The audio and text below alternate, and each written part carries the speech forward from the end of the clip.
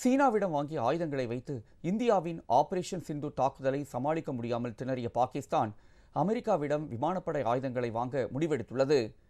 Operation Sindoor நடவடிக்கையின் போது சீனா வழங்கிய ஆயுதங்களையும் உபகரணங்களையும் மீறி பாகிஸ்தானின் ராணுவ இலக்குகளை இந்திய ஏவுகணைகள் மற்றும் ட்ரோன்கள் தாக்கி அழித்தன. இந்நிலையில் சீனாவின் ஆயுதங்கள் பெரிதளவில் பலனளிக்காமல் போனதாலும் பாதுகாப்பை வலுப்படுத்தும் நோக்கிலும் அமெரிக்காவின் உதவியை பாகிஸ்தான் அணுகியுள்ளதாக தெரிகிறது. சில நாட்களுக்கு முன்னர் அமெரிக்காவுக்கு பாகிஸ்தான் ராணுவ தலைவர் அசீம் முனீர் சென்று வந்த நிலையில் தற்பொழுது விமானப்படை தளபதி ஜாகிர் அகமது பாபர் சித்து சென்றுள்ளார். பென்டகனில் அமெரிக்க விமானப்படை தலைமை தளபதி ஜெனரல் டேவிட் ஆல்வின் உட்பட உயர்மட்ட அதிகாரிகளை அவர் சந்தித்து பேசியுள்ளார். இந்த சந்திப்பின் போது பாகிஸ்தான் விமானப்படையை நவீனமயமாக்க பல மேம்பட்ட அமெரிக்க ராணுவ தளங்கள், பாதுகாப்பு ஒத்துழைப்பு, தொழில்நுட்ப பரிமாற்றங்கள் குறித்து விவாதித்துள்ளனர்.